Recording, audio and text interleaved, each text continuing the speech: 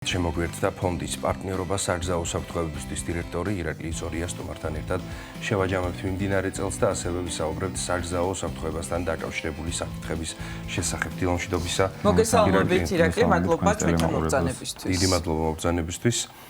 რომ შევაჯამოთ მიმდინარე წელის სტატისტიკის კუთხით პირველ რიგში, როგორია სტატისტიკა საგზაო შემთხვევებთან დაკავშირებით და შეგვიძლია თუ არა რომ შვიდად ვიგრძნოთ თავი იმ კუთხით, რომ წინა წლებთან შედარებით უკეთესი მდგომარეობა გვაქვს მქონდა 2025 წელს. მოგეხსენებოდ ჯერ 9 თვის სტატისტიკა არის დათვლილი ჯამში, არ არის 12 თვიანი, თუმცა ეს 9 თვის სტატისტიკა არის ძალიან გაზრდილი, ყველაზე პირიქით გაზრდილი არის? პირიქით არის გაზრდილი, წინა წლის 9 თვის მაჩვენებელთან შედარებით არის გაზრდილი. და რაც ყველაზე ყურადსაღებია ის არის რომ გაორმაგებულია ფეხით მოსიარულეთა სიკვდილიანობა, რაც წინა წლებში ესე არ იყო.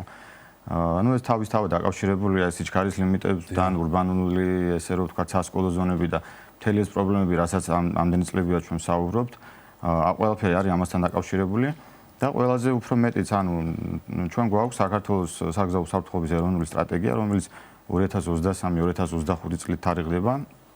წესით უკვე დეკემბრის თვეში უნდა მოხდეს შეჯამება და პირდაპირ გვიწერია რომ წარმატებული სტრატეგია იქნებოდა იმ შემთხვევაში თუ 25%-იანი კლება იქნებოდა სიკვდილიანობის და ტრავმატიზმის. თუმცა რაღაც ეჭვმეპარება 25%-იანი კლება ყოფილიყო, ამიტომ მნიშვნელოვანი არის მომდევნო სტრატეგიის მუშაობის დროს, თუმცა 2026 წელს დაიგეგმება ძალიან ბევრი პრობლემური მიმართულებები და ის ხარვეზები რაც არსებობს ეს ჩაიდოს ამ სტრატეგიაში. აი ბატონო ირაკლი, მაშინ რომ ვისაუბროთ იმ თემაზე თუ რამ განაპირობა ეს წარუმატებელი, ვთქვათ, ესეთი შედეგი ამ სტრატეგიისა, წარუმატებელი რეალურად სტატისტიკა არ არის დამამშვიდებელი და კეთილსაიმედო სამწუხაროდ, რა ხარვეზები იყო და რისი აღმოფხვრა არის აუცილებელი, ვთქვათ, რა ვერ გავითვალისწინეთ, ვერ გაითვალისწინეთ. პირველ რიგში გაზრდილია ესე რომ ვთქვათ, სიკვდილიანობა სიჩქარის გადაჭარბებით, ჩვენ წლებია ვლაპარაკობთ იმაზე რომ მხოლოდ და მხოლოდ ჯარიმების გაზრდა არ არის ეფექტური, ზოგიერთი ქვეყანა იყენებს ხის მიდგომებს და ზდიან ჯარიმებს, თუმცა მე ნახეს, ხედავენ რომ ამან არ იმუშავა და სხვადასხვა ნაბიჯებს გავენდა. ჩვენ შემთხვევაში მხოლოდ და მხოლოდ ჯარიმების გაზრდა კი არ უნდა მოხდარიყო, არამედ ქულათა სისტემაზე უნდა მოხდეს, ვიდეო ჯარიმების მიღება. დასთან უკაცრავად ქულათა სისტემის მიღება უნდა მოხდეს. ჩვენ წარმოვიდგინეთ, დაინიცირებულია კანონპროექტი, სადაც იზრდება 50-დან 100-მდე ჯარიმა სიჩქარეზე, ასევე ქულას გაიზარდა 15-დან 20 ქულამდე, მაგრამ ქულას ვდით რეალურად ფურცელზე და აღსრულება ვერ ხდება, ამიტომ რომ თუ საპატრო პოლიციელი ვერ დაგიძებს ჯარიმას სიჩქარეზე ვერ გაჩერებს, მხოლოდ და მხოლოდ ვიდეო ჯარიმით იწერება და თუ ეს მიმული არ არის, მაშინ რა გვინდა საერთოდ ქულათა სისტემა. აქედან გამომდინარე, მნიშვნელოვანი ცვლილებების განხორციელება შეიძლებოდა და გარდამტეხი იქნებოდა თუ ქულათა სისტემას მიებნებოდა, ასევე ტოლერანტული ზღვარი შემცირდებოდა 15 კმ/სთ-იან, რაც დედამიწის ზურგზე არასად არ არსებობს. ასევე ურბანული. ეს განგვიმარტოთ თუ შეიძლება მე ვერ მივხვდი ახლა უცებ ბაზისას. მაგალითად თუ დაშვებული არის 100 კმ/სთ სიჩქარე, დღეს შეუძლია საპატიო გარემოებით ისარგებლოს და 15-მდე გადააშოროს, ხო?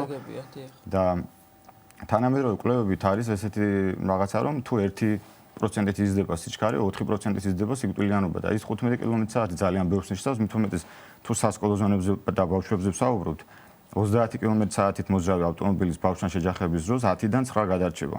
თუმცა 40 და 55-ით როცა მიდის, აქედან პირიქით 9 იქნება დაღუპულობის მაჩვენებელი და როცა ეს ტოლერანტულად 15 გვაქვს, მაშინ რა თქვია ეს სასკოლო ზონები საერთოდ რატო ვაკეთებთ ხო 30-იან? თქვენ არ ეთანხმებით ხო +15-ს?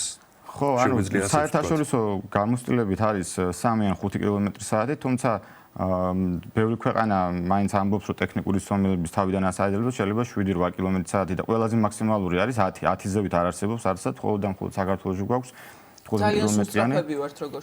და კიდევ არის ურბანული ლიმიტები, ევროპის არც ერთ ქალაქში არ არის 60 კმ/სთ, ყველგან არის 50.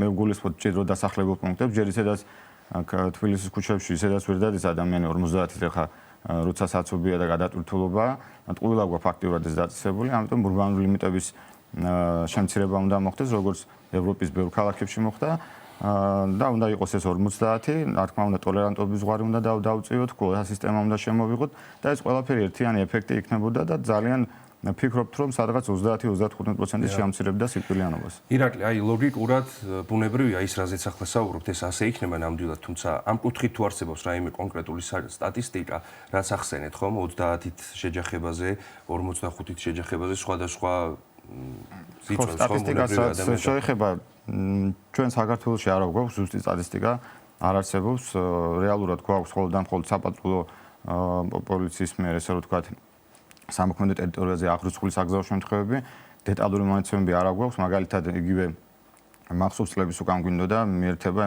ევროკავშირის სტატისტიკის რაღაც სპეციალური პროგრამა კადასტრი რომელიც თითქმის საგამოძიებო დონეზე აკეთებს ანუ რატომ მოხდა საგზაო შემთხვევა იქ აიყო ამინდი ვინ იყო ჩართული დღის რომელი მონაკვეთი იყო და ამით შეგვიძლიათ დავადგინოთ ერთი სიტყვით რა არის ეს ეპიდემია რაც უჭირს ხო და უბედურება და ამის მოვლა შეგვეძლო თუმცა დღევანდელი მდგომარეობით მხოლოდ საპატრულო აღრიცხავს 50% გზების მაღალმთიანი რაიონი და იქ პატრული საერთოდ არ არის და ამას პლუს ემატება ის რომ თუ გარდაცვალება არ ხდება იმ წუთიერად არ ხდება 30-დღიანი აღწერილობა მაგალითად ევროკავშირის ქვეყნებში თუ საგზაო შემთხვევა მოვა ადამიანს და 30 დღის განმავლობაში მოხდება მისი გარდაცვალება ითვლება რომ საგზაო შემთხვევების შედეგად არის ეს ადამიანი გარდაცვლილი. ჩვენ შემთხვევაში სტატისტიკას არ მიეთვლება ესეთი. ჩვენთან არ არის, იმიტომ რომ არ გვაქვს ერთიანი ესე რომ თქვა ჯანდაცვის ეს რეესტრი და აქედან გამომდინარე 345 კი არა, მე რომ მკითხო ალბათ 1045 ადამიანი. რეალურად ჩვენი სტატისტიკაც გარკვეულწილად ესე იგი ცნობილებას მოიცავს. და რეალური სურათი არ ვიცით და როცა არ ვიცით მიზეზები, რეალური სურათი არ ვიცით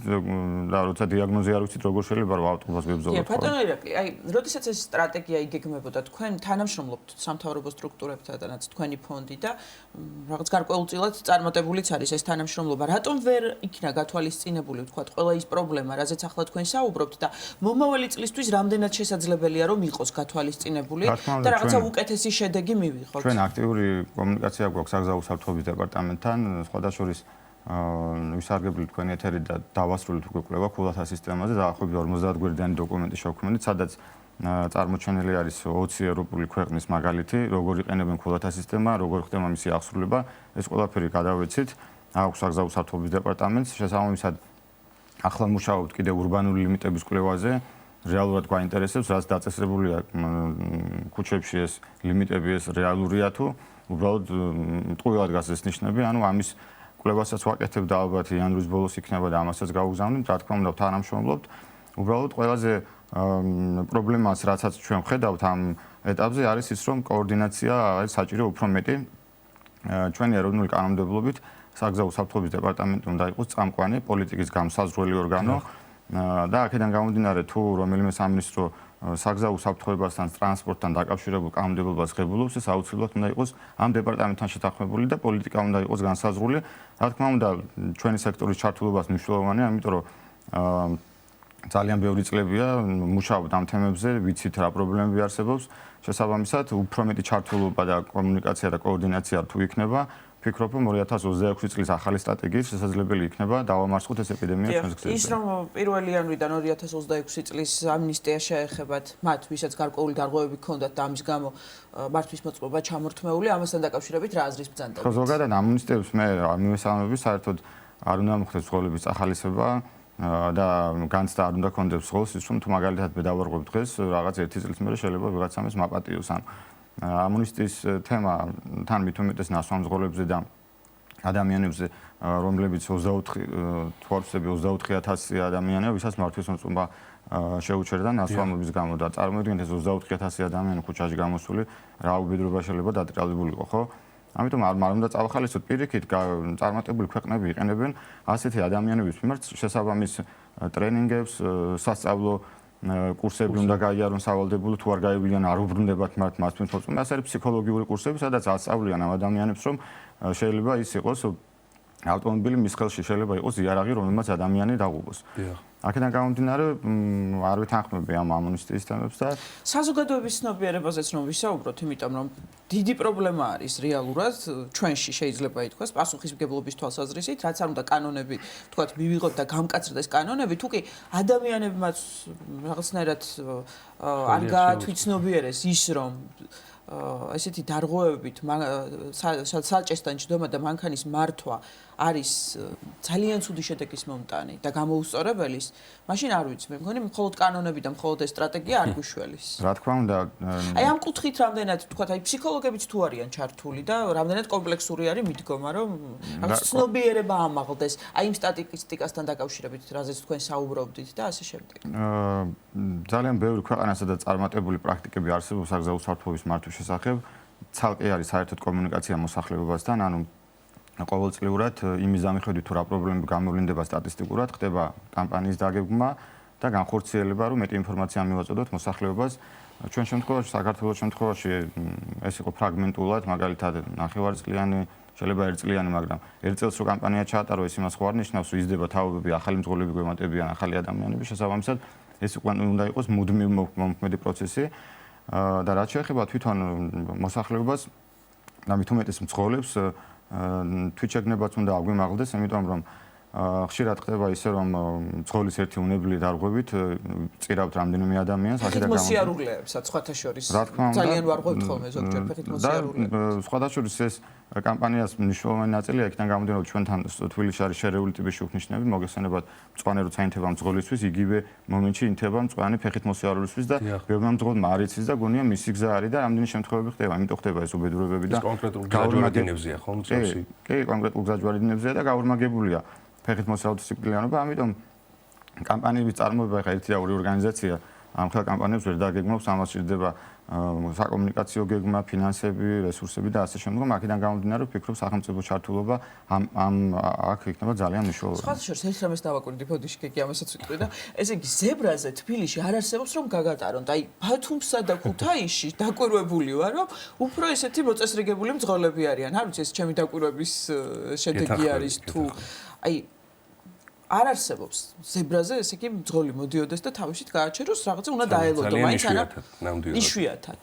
ბათუმში ცოტა სხვა სიტუაციაა და ქუთაისშიც დაკვირვებული. ფეხით მოსიარულებს რაც შეეხება, ეხლა ჯარება ხო გაიზარდა 10 ლარიდან ხო გაახუთ მაგდა 10 მაგდა 50 ლარია.